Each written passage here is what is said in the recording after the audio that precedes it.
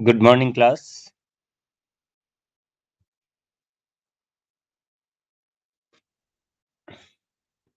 Are you getting my voice? Am I audible to you? Hello. Ah, okay. Okay, fine then. So, where were we that we were studying the idiom and phrases? Take your voice.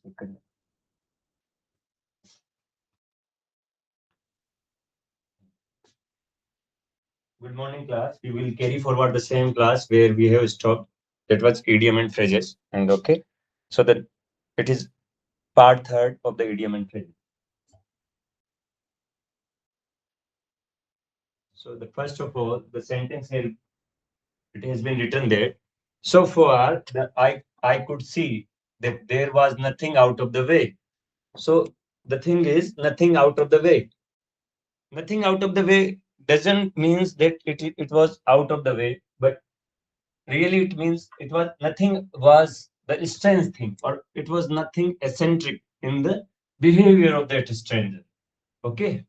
कि कोई stranger मिला and he was asking about he was observing her behavior or his behavior, and so sentence can be written in such and such form that so far as I could see that there was nothing out of the way means ऐसा नहीं है कि कुछ रास्ते से बाहर, but it he want to say that was nothing was in strange, कुछ भी अजीब चीज नहीं थी भले ही वो stranger हो. Okay, of that stranger a spirit of unrest is in the air. अब देखो एयर से जुड़े हुए दो दो प्रोवर्ब है.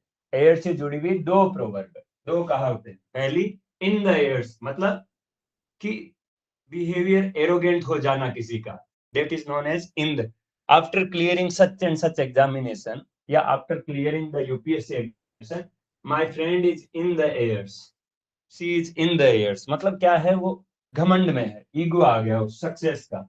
ठीक है, सक्सेस हर किसी से डाइजेस्ट नहीं होती. सो हम कह सकते हैं कि he is in the airs after getting the success in such and such examination. Okay. The second thing is that कि सेम सेंटेंस हो सकता है कि where same sentence can be asked that second sentence is written that in is in the air. Is in the air और airs का दोनों का फर्क है. कि हम बोले इज इन द एयर का मतलब कि in modern era digital media is in the air. मतलब क्या है, रिलेवेंट है, कंटेक्स्ट में है, प्रेजेंट टाइम में उसका यूज है, वो इन द एयर. अगर ये एयर्स होता तो ईगो, एयर है तो मतलब रिलेवेंट, प्रिविलेंट, प्रेजेंट, अभी सारी जगह पे प्रिविलेंट है, फाउंड एवरीवेयर. ओके, समझ में आया दोनों का स्लाइट डिफरेंस क्या है. The controversy is likely to create bad blood. Controversy है वो बेड ब्लड कोज करेगी. मतलब क्या है, ऐसा मतलब नहीं है कि बुरा खून या बेड ब्लड जो आपस में खून कर देंगे, वो नहीं है. मतलब ये कंट्रोवर्सी हुई है वो करवा सकती है bed blood between the two communities. Bed blood मतलब फीलिंग, ऐसी फीलिंग करवा देना कि दोनों एनिमीज हो गए, या फिर खटास पैदा कर देना. हिंदी का सिंपल वर्ड खटास मतलब रिश्ते में दरार, बिटरनेस.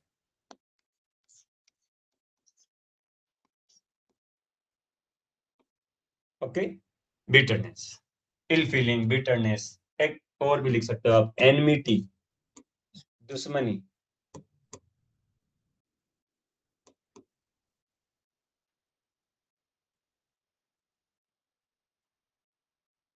एनमिटी मतलब दुश्मनी. एसेंट्रिक मतलब होता है अजीबो गरीब.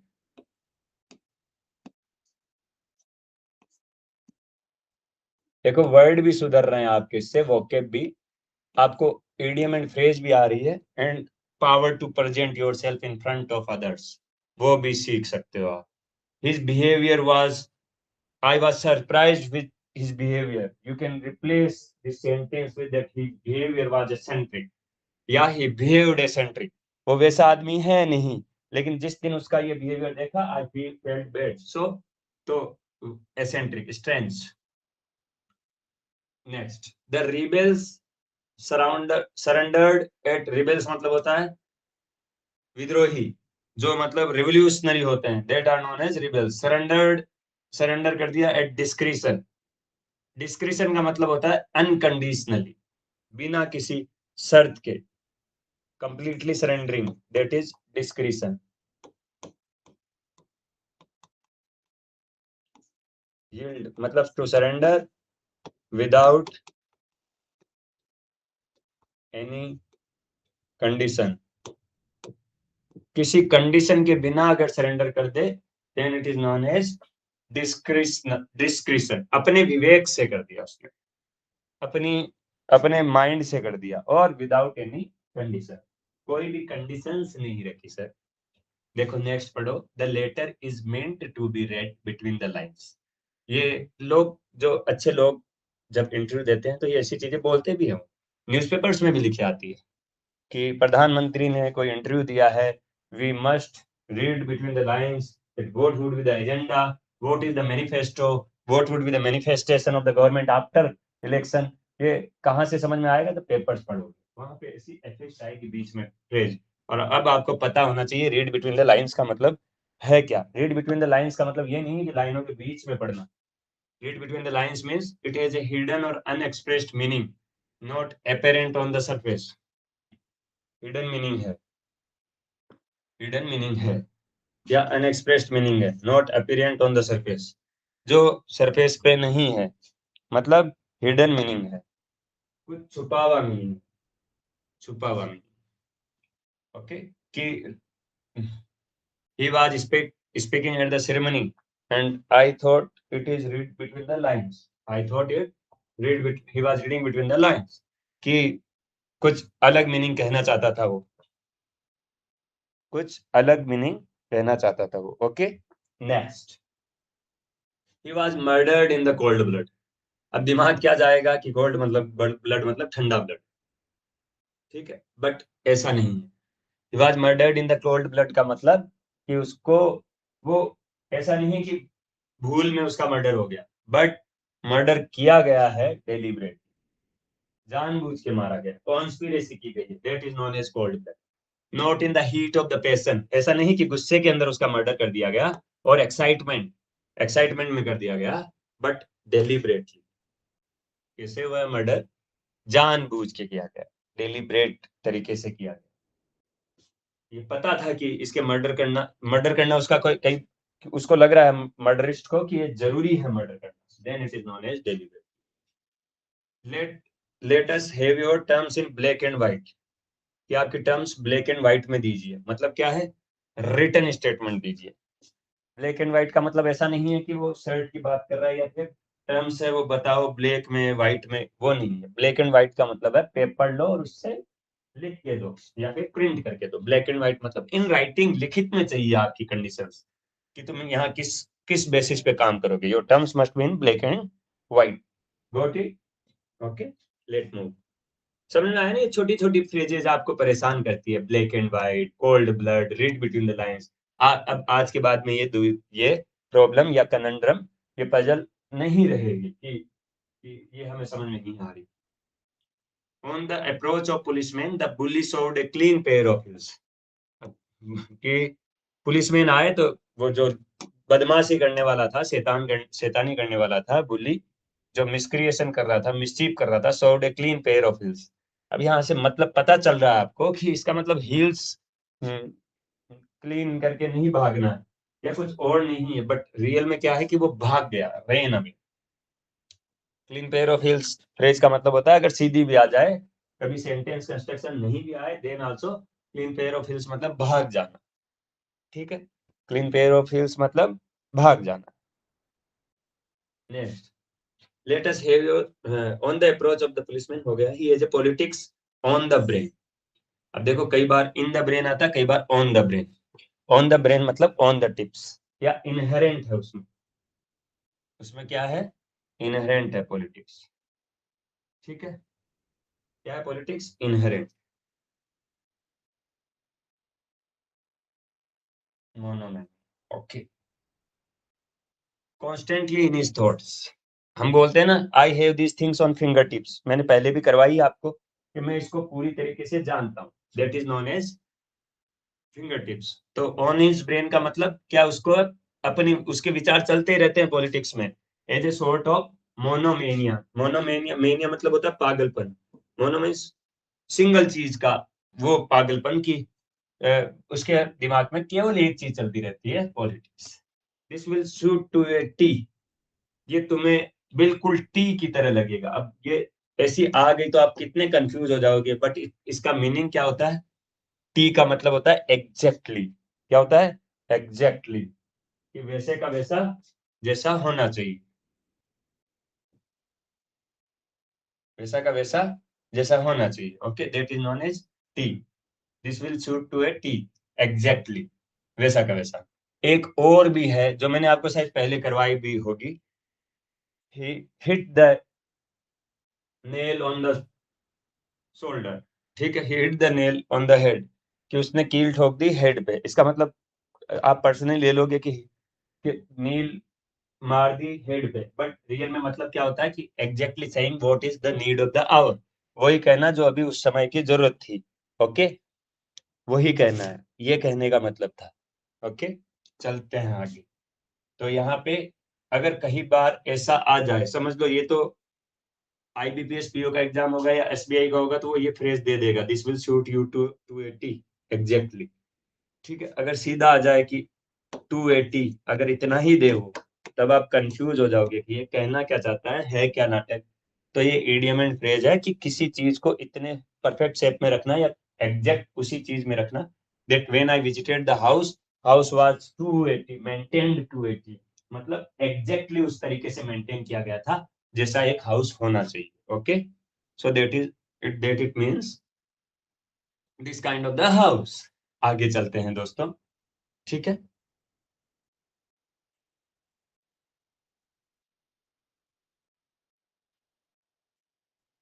his eldest son, a spendthrift, is a thorn in his side. Spendthrift का मतलब है one who spends a lot, extravagant, extravagant, जो ज्यादा खर्चा होता करता है। Is a thorn in his side, वो क्या है? कांटा है। मतलब क्या, उसका जो सन है, जो कि बहुत ज्यादा पैसा उड़ाता है, वो एक थॉर्न है उसकी साइड में। मतलब कांस्टेंट सोर्स है एनोइंस का उसको। ठीक है, कि मतलब उसको चिढ़ा, उसका बर्बादी का कारण क्या है उसको, इसीलिए वो नाराज रहता है क्योंकि उसका जो बड़ा बेटा है वो स्पेंड थ्रिफ्ट है, एक थॉर्न है उस साइड में। आई स्मेल ए रेट, किसकी खुशबू आई? रेट की। Have reason to suspect something, कि उसको क्या हुआ कि रीजन आया कि I smell a rat there, कि मुझे वहां अच्छा नहीं लग रहा है, कि वहां पे कोई ना कोई मेरे खिलाफ साजिश है। That is known as I smell a rat, कि मुझे कुछ ना कुछ गलत इंट्यूशन आ रहा है। I nipped his scheme in the bud. Scheme in the bud का मतलब कि कोई कुछ करना चाहता है, उस करने से पहले ही उसको फेल कर दिया जाए, कि ये जो कर रहा है वो गलत है, तो स्कीम इन द बड बोलते हैं। आई निप्ड मतलब उस आई, मैंने फेल कर दिया। I nipped his scheme in the bud, made it fail before it could mature, होने से पहले ही उसको खत्म कर देना। That is known as scheme in bud. What you purpose is out of the question, कि जो तुम कह रहे हो आउट ऑफ द क्वेश्चन है, मतलब not to be thought of, impossible. वो क्या है?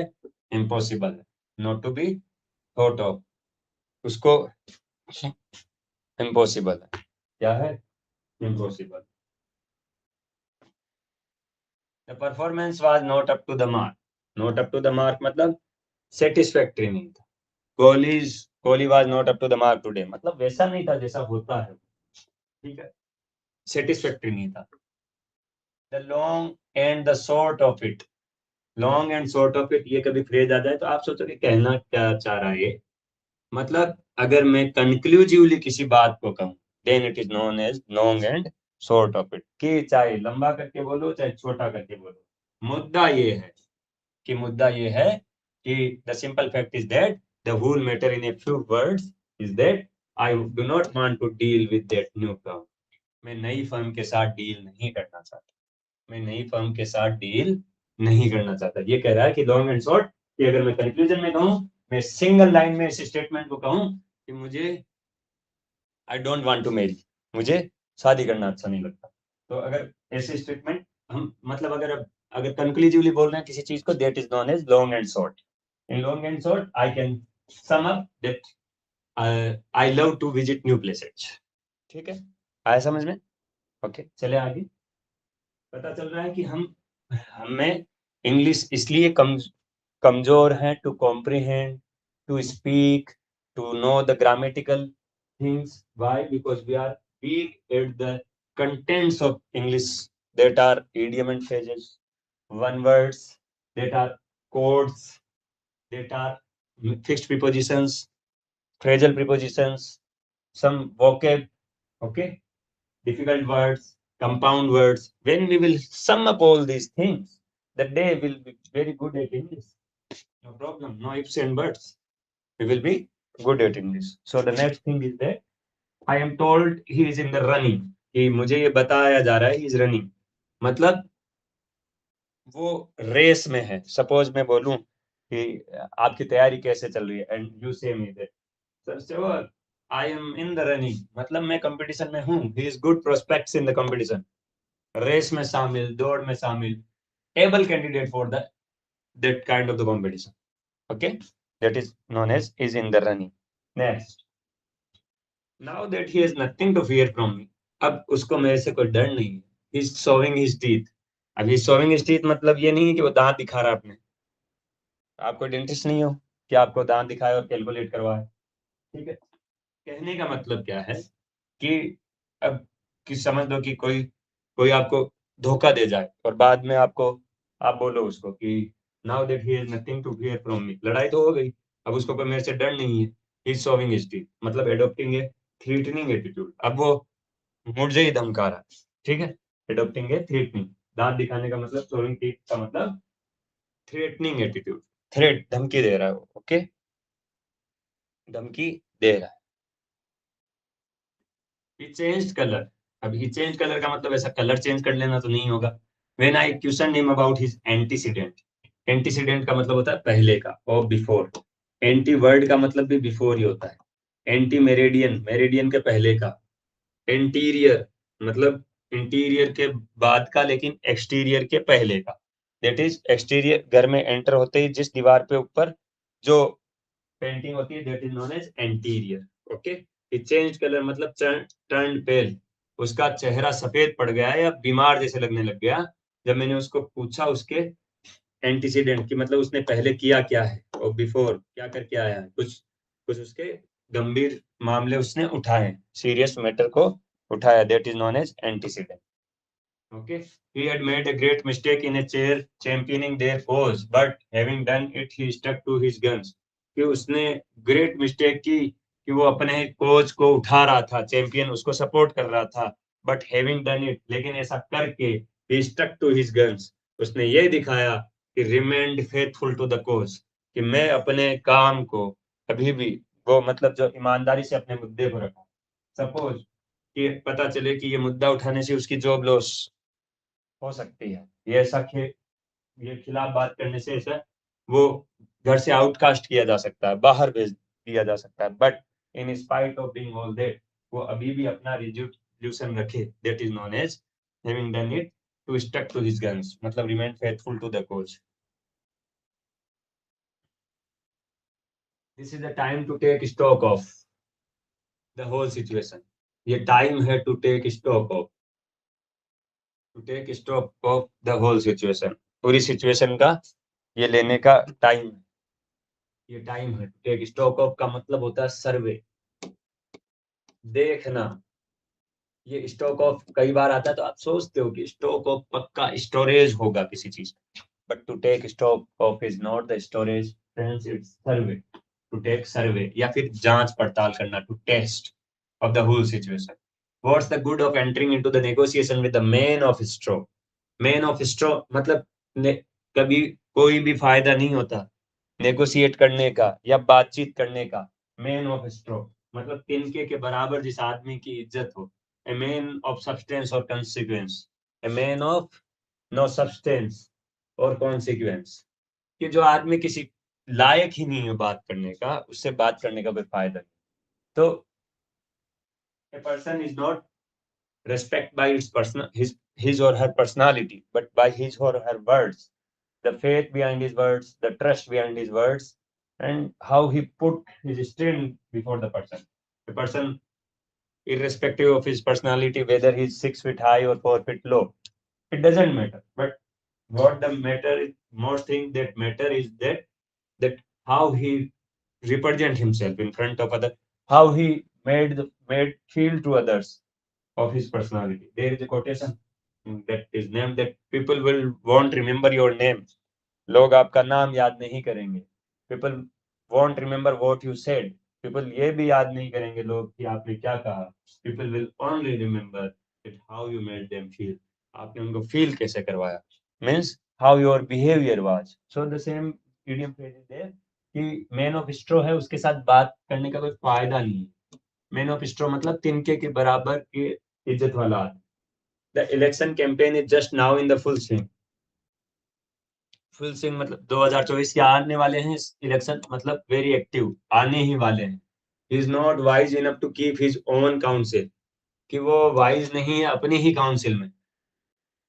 ठीक है, इसका मतलब होता है to preserve a discreet silence, to reticent about his opinions और अपील, कि वो इतना वाइज नहीं है to keep his own council.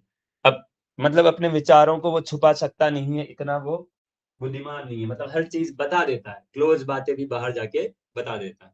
To preserve a discreet silence मतलब कंप्लीट साइलेंस, उसके पास अपना विवेक नहीं है. टू बी रेटिसेंट, रेटिसेंट मतलब सेल्फ कंट्रोल. देखो एक तो होता है रिस्ट्रेंट. रिस्ट्रेंट मतलब ऑब्स्टेकल, बाधा. और एक होता है रेटिसेंट. रेटिसेंट मतलब होता है चुपचाप रहने वाला, कंट्रोल, सेल्फ कंट्रोल, कम बोलने वाला.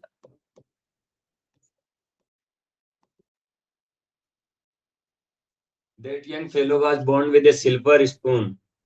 तो उसको अपने ओपिनियन या अफेयर्स कंट्रोल करने की आदत नहीं है. The young fellow was born with a silver spoon in his mouth. Silver spoon in his mouth. Born in wealth and luxury. That young fellow was born with a silver spoon in his mouth. कि वो young fellow है, वो वो जन्मी थी silver spoon के साथ अपने माउथ में. मतलब सिल्वर स्पून का मतलब ऐसा है कि चांदी की चम्मच लेके जन्मना. मतलब born in a very wealthy family, wealthy and luxurious family. It stands to a reason, मतलब it's quite clear. It stands to the reason, मतलब ये quite clear है. Is an undoubted fact that the rich never have justice done them in plays and stories, or the people who write are poor. कि ये एक reason है, quite clear है, ये fact है कि रिच कभी भी जस्टिस नहीं करते, done them in plays and stories, और the people who write are poor. कि जो लोग लिखते हैं कि हम गरीब हैं, वो ऐसे कभी नहीं लिखते कि कभी रिच पर्सन ने उनके लिए कोई न्याय किया है. ओके, जनरली प्लेज और स्टोरीज और नॉवेल्स में क्या होता है कि अमीर लोग बुरे ही दिखाए. It may be true, it may not be true. 100% time, 100% it's not true, because someone is helping somebody at some time. So this cannot be fully true. But plays or novels में generally क्या बताया गया है कि rich people are generally oppressive, having the oppressive nature towards the poor people. यही बताया गया है. Okay, देखिए आगे. This suitcase has stood me in good stead. Stood में गुड स्टेट मतलब इन माई ट्रेवल्स, कि ये सूटकेस है मतलब ट्रॉली बैग, वो स्टूड में इन गुड स्टेट मतलब यूजफुल रहा है मेरे. गुड स्टेट का मतलब है इंस्टेड, इन गुड स्टेट का मतलब यूजफुल रहना. You have taken the wind out of my sail, कि तुमने wind out of my sails ले ली. मतलब मेड बाय वर्ड्स और action ineffective by anticipating them, कि तुमने wind out of my sails का मतलब है कि समझ लो कि आई, if I say something to you and in spite of comprehending it you infer some another meaning from it, you are having some another meaning from it. So this kind of the sentence is known as कि anticipate कर लेना पहले कि मैं कुछ बात और कह रहा हूँ और आप कुछ और समझ लो, that is known as wind out of my sails, कि आपने हवा निकाल ली मेरी नाव से, तो मेड माई वर्ड्स और एक्शन इनइफेक्टिव बाय एंटिसिपेटिंग, पहले उनका पूर्व नाम प्रेडिक्ट कर लिया गलत उनको। I took him to task, देखो ये पहले भी करवाई थी, आई टुक, ही टुक टास्क, टुक टास्क मतलब अच्छा, पॉजिटिव मीनिंग, मतलब brave person, challenging. His father died at very early age, but he took tasks to overcome all the difficulties. So that is known as challenging condition.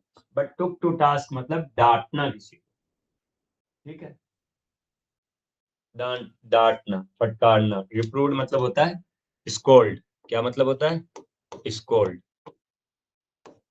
फटकारना, डांटना। Threat, I have a bone to pick with, अब ऐसा नहीं है कि साथ में हड्डी उठाएगा वो, I have a bone to pick with you का मतलब ऐसा नहीं है कि साथ में हड्डी उठाएगी, जैसे वर्ड्स कह रहे हैं वैसा मतलब नहीं है, but what it means, I some cause of quarrel with you, कि मतलब कोई कंटेंशन है उनका, इश्यू ऑफ कंटेंशन। अभी कई बार क्वारल नहीं लिख के कंटेंशन लिखा हुआ आ सकता है, कंटेंट, कंटेंशन, विवाद का कारण, ठीक है, कोई झगड़ा हो जाना, झगड़ा।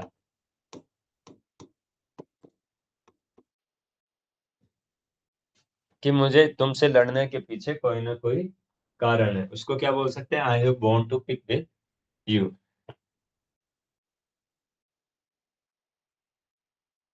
आई will do at a pinch, at a pinch का मतलब ऐसा नहीं है कि एट ए पिंच कर देगा कुछ, but what it really means कि अगर कोई इमरजेंसी हुई, अगर कोई आप मुझ पे दबाव डालोगे तो फिर मैं ये करूंगा, आई will do at a pinch, जब जरूरत हुई तब मैं ये करूंगा। When the opportunity came I paid him back in his oven coin, देखो देखते ही समझ में आ जा रहा है कि ये कहना क्या चाह रहा है, कि जब opportunity I, I paid him back in his oven coin, जब मुझे मौका मिला या जिस दिन मैं कुछ वापस बन गया या मुझे अवसर मिला, देन मैंने उसको उसी की भाषा में जवाब, उसी की तरह ट्रीट किया जैसे उसने मुझे कभी किया था, treated him in the same way as he had treated me, कि मैंने उसी भाषा में उससे जवाब दिया जिस जिस भाषा में वो उसने मुझे कभी जवाब दिया। Just now my hands are full, my hands are full मतलब वेरी बिजी आर नाउ, आप बोलो कि ये कोई काम कर लेगा क्या, no I can't do because at this time my hands are full, मेरे हैंड्स है अभी, ऐसा नहीं है कि उसके हैंड फुल है, आई एम वेरी बिजी, वो क्या है, बहुत बिजी।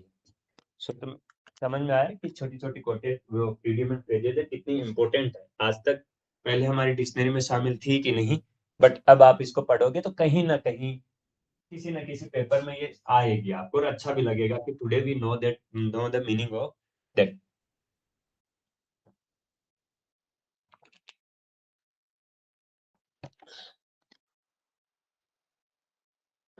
चलते हैं आगे।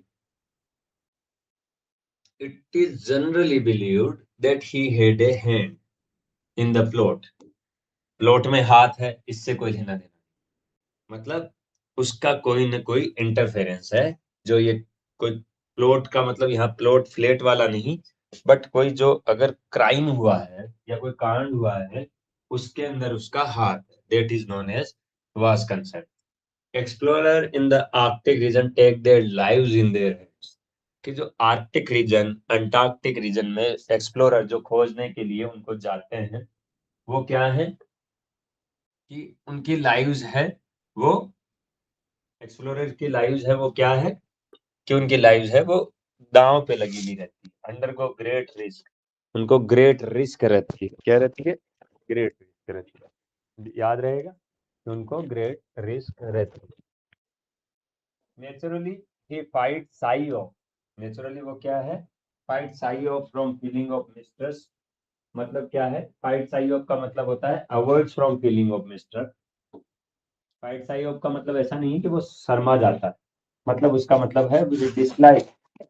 क्या मतलब है? कि dislike his Neiphiu who is a great gamer, कि जो उसका नेफ्यू है वो गेमलिंग करता है, जुआ खेलता है, इसलिए उसके ऊपर उसको ट्रस्ट नहीं है। Fight sigh of feeling of mistrust और dislike. All his scheme ended in smoke, धुआं में उड़ जाना मतलब केम टू नथिंग या came to end, came to an end. The police left no stone unturned, no stone unturned मतलब सब कुछ छान मारना, सब कुछ छान लेना, बहुत कोशिश करना। Use all available means, adopted every possible method of search, सब कुछ देख लेना। टू ट्रेस द कल्प्रिट, क्या किया उसने? कल्प्रिट को ट्रेस करने के लिए सब कुछ छान मारा, बट कल्प्रिट्स मिले नहीं। Later on the became unpopular because it tried to lord it over, बाद में वो अनपॉपुलर इसलिए हो गया क्योंकि वो इसके ऊपर राज करना चाहता था। लॉर्ड इट ओवर का मतलब टू डोमिनेट ओवर, मतलब टू डोमिनियर ओवर मतलब उसको डोमिन, उसके ऊपर राज करना, अपना गुस्सा दिखाना। As he was growing old his friends persuaded him to rest on his laurels, कि जैसे ही वो बूढ़ा हो रहा था, एज में ग्रो कर रहा था, उसके दोस्तों ने उसको मनाया, परसुएड किया, मनाया, मनाया to rest on his laurels, to retire from active life, मतलब जो कमा लिया अब उसके ऊपर आनंद करो, कि after 60 a man should rest on his laurels. जो पास्ट में कमाया, जो 60 साल तक नहीं कमा पाया तो अब 5 साल क्या कमाए, तो to rest on his laurels, to retire from the active life. The champion will have to look to your laurels, champion है उसको take care not to lose your preeminence, कि चैंपियन है उसको उसको क्या करनी पड़ेगी? लुक करना पड़ेगा लॉरेल्स पे। लॉरेल्स मतलब जो glory, take care not to lose your preeminence, पुराने टाइम में या खुद का इंपॉर्टेंस लूज नहीं करना है। That to take he must be take care of. I am tired of hearing him harp on the same string, ठीक है। Harp on the same string मतलब एक इंस्ट्रूमेंट होता है यूरोप में, लाइक आपका पावड़ा, ठीक है, वैसा बर्फ खोदने के लिए होता है हाथ, ठीक है, जो आर्कटिक रीजन, ग्रीनलैंड, ग्रासलैंड, वहां पे असम जाते हैं। Harp on the same string मतलब कि मैं टायर्ड हो गया कि वो एक ही एक बात को गाना गाता है, कि dwell tediously on the same subject, एक ही बात पे डील करता है, एक ही बात पे एक लगातार उसी के बारे में कहता रहता है, इसलिए मैं उससे थक गया। हिज ब्लड रेन कोल्ड, उसका ब्लड है वो ठंडा पड़ गया, मतलब ऐसा नहीं है कि ठंडा पड़ गया का मतलब ठंडा पड़ गया होगा, बट मतलब है ये कि ही वॉज हॉरिफाइड, कि वो क्या हो गया था, कि वो डर गया था। क्या हो गया था? वो डर गया था। ही वॉज हॉरिफाइड, डर गया था। When he heard that his friend was murder, कि वो इतना भयभीत हो गया था, डर गया था, कि जब उसको पता चला कि मेरे बेस्ट फ्रेंड का या फ्रेंड का मर्डर हो गया, कि मेरे फ्रेंड का मर्डर हो गया है, तब वो डर गया था। Okay, I gave him a piece of my mind. Piece of my mind ऐसा नहीं है कि कपड़े का या माइंड का एक पीस उतार के दे दिया। पीस ऑफ माइंड का मतलब होता है स्कोल्डेड हिम, कि उसने क्या किया? उसको स्कोल्ड किया, उसने क्या किया? डांटा उसको। क्या किया? डांटा। ठीक है, चले आगे। Next, the dog is as good as dead, कि डॉग उतना अच्छा हो गया है जितना कि डेड होता है। तो एज गुड एज का मतलब आप लगाओगे यहाँ पे बहुत अच्छे तरीके से मर गए, बट वो नहीं है मतलब। देखो यही तो एडियम्स होती है कि practically dead, as good as का मतलब प्रैक्टिकल। यहाँ पे ईडियम और फ्रेज में एज गुड एज आ जाए तो उसका मतलब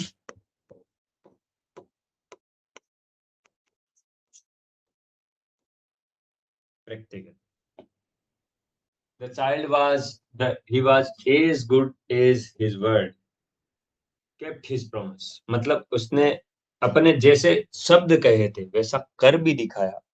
He was as good as his word. The child was as good as gold. मतलब वेरी गुड एज गोल्ड. यहाँ पे जो पर्टिकुलर जो रियल मीनिंग होता है वो आया. तो ये तीनों आपको मीनिंग ध्यान रखना चाहिए. पहला प्रैक्टिकली, दूसरा प्रॉमिस कि अपना वादा निभाना. जैसे वर्ड बोले, what he had said doing the same thing exactly is known as good. You will have to make good the loss to compensate me for the loss. You will have to make the good to compensate for the loss. मतलब जो मेरा खोया है उसके लिए तुम्हें क्या करना पड़ेगा, कंपेंसेशन देना पड़ेगा. He kicked up a rope. उसने क्या किया कि नॉइस की, मेक ग्रेट नॉइस और फस. ठीक है. He kicked up a rope. उसने क्या किया, मेड ग्रेट नॉइस, और उसने हो अल्लाह किया कि जो चीज हुई उसके लिए क्या किया, शोर मचाया. He seems ill at ease. मतलब वो दिख रहा है आजकल ill at ease. अब मतलब ये मत समझ लेना यार ये तो नेगेटिव है, ये पॉजिटिव है. कहना क्या चाह रहा है ill at ease, मतलब आजकल वो अनकंफर्टेबल दिख रहा है, अनईजी दिख रहा है, एंजियस दिख रहा है, चिंता में दिख रहा है. The old man is hard of hearing. Hard of hearing का मतलब सुना ही नहीं देता है. Somewhat deep. बहरा है वो, डीप है. Okay. It will go hard with him. ये उसको, if he keeps company with that fellow, अगर उसके साथ रहता है तो उसके लिए ये बुरा होगा. मतलब क्या है, विल सफर सीवियरली, उसका रिजल्ट मिलेंगे. People say that mister x the banker is on his last leg. People ये कह रहे हैं कि जो मिस्टर एक्स मतलब कोई नाम है, the banker is on his last leg, जो बैंकर है वो अपने लास्ट लेग्स पे है. मतलब अब ऐसा मतलब नहीं है कि अंतिम लेग पे, या ऐसा भी मतलब नहीं है वो मरने वाला है. मतलब बैंक की बात हो रही है, on the verge of ruin, कि बैंकर है वो अब बर्बाद होने वाला खुद ही. I can make neither head nor tail, decide नहीं कर पाना या कुछ रिजल्ट नहीं आना. I can make neither head nor tail, मतलब कुछ भी हासिल नहीं होना. Okay. So that is known as neither और हेड और tail. You will never get the better of, तुम्हें कुछ भी अच्छा नहीं मिलेगा. That rascal with him it's always heads I win tails you lose. कि उस रास्कल से तुम्हें कुछ अच्छा, उससे एडवांटेज नहीं होगा उसके साथ रह के. वाई, क्योंकि उसके साथ रह के क्या होता है, वो कहता है हेड्स आई विन. अगर हेड आ जाता है तो वो कहता है मैं जीत गया, और टेल्स आता है तो वो कहता है तुम हारे. मतलब दोनों ही केस में किसकी नुकसान है, in any case he will be the winner. दोनों ही केस में नुकसान हमारा होगा कि उस उसके साथ रह के कोई कुछ मिलना नहीं. Why, the reason is that कि वो रास्कल है, और वो हमेशा कहता है कि जब हेड आ गया तो मेरी जीत और टेल आ गया तो तेरी हार. तो फिर जीता कौन, जीता वो खुद. ये कहना चाहता है. Okay. By his advocacy of the widow remarries, he stirred up a hornet's net. कि जैसे ही उसने वकालत की कि एक विधवा की दोबारा शादी होनी चाहिए, he stirred up, उसने क्या किया, hornet's net में हाथ डाल दिया था. hornet's net मतलब एक बहुत मुश्किल में फंस जाना. एक्साइटेड द हॉस्टिलिटी मतलब अपने विरोधियों को भड़का दिया, या फिर और adverse criticism of large number of people, बहुत लोगों को अपने आप खिलाफ कर लिया. That is known as adverse circumstances. He made great claims for his discovery but he turned out to be a mare's nest. उसने बहुत क्लेम किए थे कि अपनी डिस्कवरी कर ली है, लेकिन रियल में क्या हुआ, एक देखो हॉर्नेट नेस्ट ये ऐसे अलग भी आई हुई है फ्रेजेज में.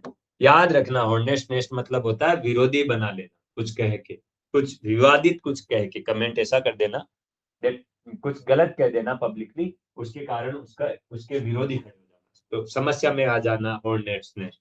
और मेयर्स नेस्ट मतलब होता है वर्थलेस थिंग, बिना काम की बात, डिल्यूजन, जिसे कोई बस आप उसको भटकाने के लिए, या worthless thing.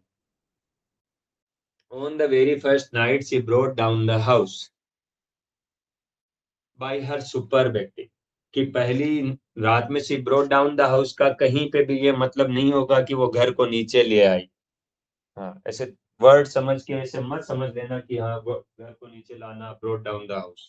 brought down the house मतलब जहाँ पे वो परफॉर्म कर रही थी उसने वहां पे उसको काफी प्रशंसा मिली। कॉल्ड फॉर जनरल मतलब पहली ही परफॉर्मेंस में वो समझ लो सिंगर है एंड देन ही वो brought clapping of everyone that she is a nice singer, she is very excellent at his practice at what she sing। ठीक है, that is known as called for general and loud applause by her superb acting, अपनी acting से।